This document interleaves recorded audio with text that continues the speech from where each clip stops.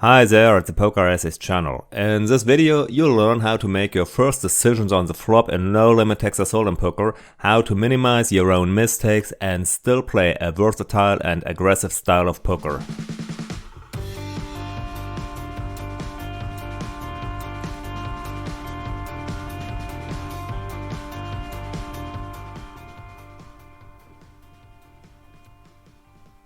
The first three community cards are dealt on the flop. A whole new dynamic comes into play.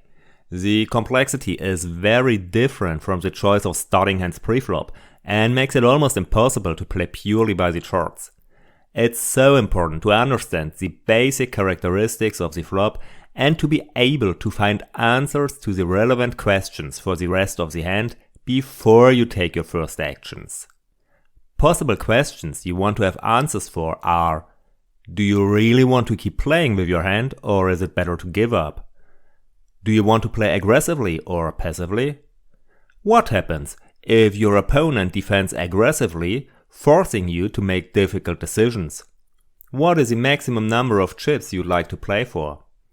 How much do you want to bet? Which pot size is appropriate? And so on and so on. The recommendations in this video certainly do not compare to the arsenal of skilled poker professionals, but they will at least help you to sharpen your eye for the essentials of the game on the flop and minimize your own mistakes accordingly. For the game on the flop, it has proven to be useful to evaluate the flop according to two basic criteria. These criteria are the high card value of the flop and its connectivity, in terms of its potential for both straights and flushes. When you combine these two criteria, you have a solid foundation to evaluate the flop. The three levels for the high card potential can be classified from the bottom to the top as no high cards in the bottom line, only one high card in the middle line, and two or more high cards in the top line. The three levels of connectivity can be classified from the left to the right as follows: low connectivity in the left column, medium connectivity in the middle column, and high connectivity in the right column. You might have recognized that there is no real distinction between the categories. As I said, these categories are recommendations to help you learn how to deal with the different types of flops, not charts or specific instructions in the sense of when those three cards come, do this, and when those three cards come, do that. Now try to study the given examples to understand how the different categories differ from each other. Start from the left to the right and then from the top to the bottom. The ace of diamonds, ace of hearts and jack of spades in different colors consists only of high cards but offers almost no obvious flush or straight potential. The queen of diamonds, the deuce of diamonds and the ten of hearts with queen and deuce and diamonds contains two high cards with queen and ten and has some connectivity in terms of both flush and straight potential. The king of clubs, the queen of clubs and the jack of clubs in one suit consists only of high cards and therefore has immense high card value and is an extreme example of high connectivity. The deuce of spades, seven of clubs and queen of hearts in different suits consists of a high card but has no connectivity. The eight of hearts, five of clubs and ace of hearts with two hearts consists with the ace of a high card and has due its flush potential also a certain connectivity. The jack of spades, the ten of hearts and the nine of diamonds rainbow is in the middle range in terms of high card value, but has high connectivity due to its straight potential. The deuce of spades, deuce of diamonds and eight of hearts has no high cards and no connectivity. On closer inspection you might recognize that flops with a pair often have no connectivity, but have either high or low high card values. The deuce of spades, six of spades and nine of clubs with two spades does not include high cards, but does have some connectivity. And the four of hearts, five of hearts, six of hearts of the same suit does not include high cards, but does have high connectivity due to its straight and flush potential.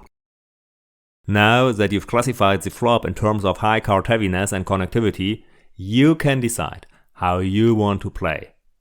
Before you get to know a possible way of playing against only one remaining opponent, here are a few basic points for your game plan and the game against 2 or more opponents. Number 1. If you decide to bet about 2/3 of the pot. Or if you have less than 50% of your chips left after your bet, go all in. Number 2. Avoid any donk bets, meaning you only bet yourself if you were the preflop aggressor. Number 3. Bet against 2 players with only top pair or better. If you have a pair that is not a top pair, then bet only if you have at least a shot to a straight or flush in addition to your pair. Number 4. With the recommendations given in this video, you will automatically bluff from time to time. Try not to add more bluffs. And number 5. If you encounter further resistance after your bet, you should only consider an all-in if you have at least top pair with the best possible kicker, preferably with further potential to a flush or a straight. Now you're ready to have a look at some concrete recommendations on how to proceed in the most common situations. You have been the preflop aggressor and now there's only one player on the flop with you. Try to recap with which cards you typically find yourself at the flop. You'll find out that your range is made up of high cards and pairs, you hold an ace relatively often, and you play mostly suited hands, that is, cards of the same suit. You might wonder, why is it important? Well, you want to design your playing style not tailor-made for your specific hand, but plausibly for all possible hands of your particular position. In this way, your game is flexible and you make it difficult for your opponent to draw conclusions about your hand based on your betting behavior. If you can't remember what criteria is used for hand selection pre-flop, you will find a link to the video on starting hands in the video description.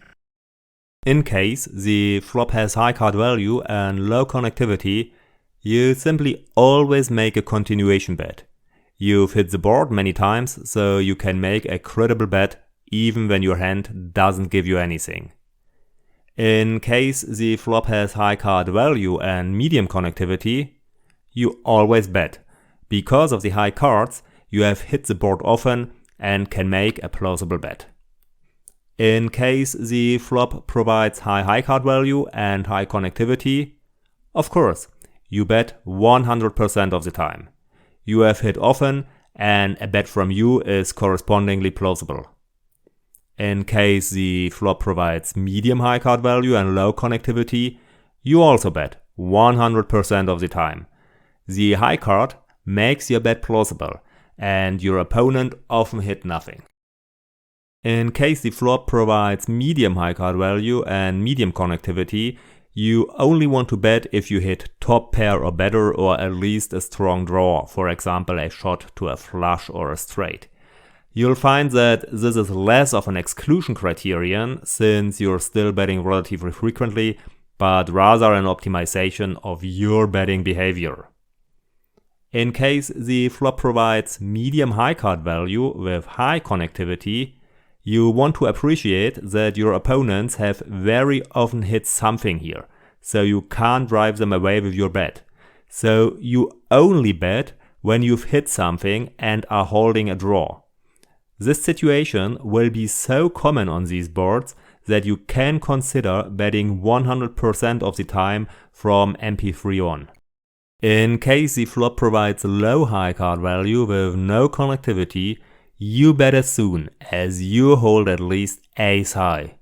Often you're holding the best hand even without hitting, and you want to make your opponents fold. If you don't hold the ace, it's more probable that one of your opponents has an ace on the flop. Especially in recreational games, players with an ace on these flops will be happy to look at another card, so it's not worth betting.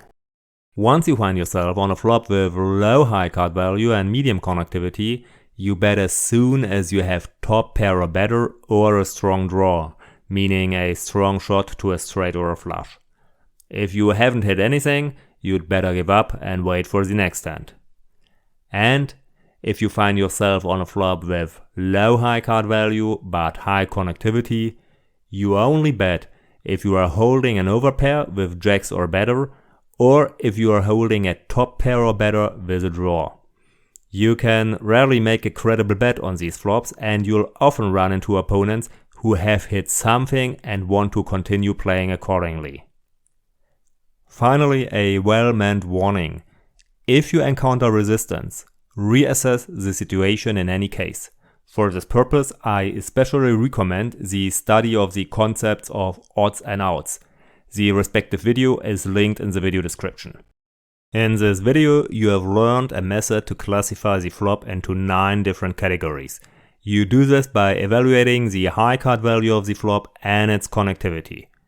You also learned how to continue playing against 2 or more players, as well as against only one remaining opponent. If you study the recommendations given, you'll find that it's not so much a strict procedural model, but rather a guide to getting started on the flop.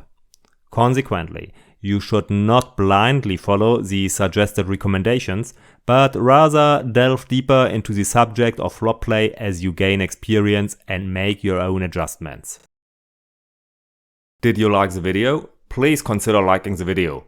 Which videos do you want to see on this channel? Tell me in the comment section. And do you want to support the channel and not to miss future videos? If so, please consider subscribing. I am looking forward to the next video and wish you good luck at the tables.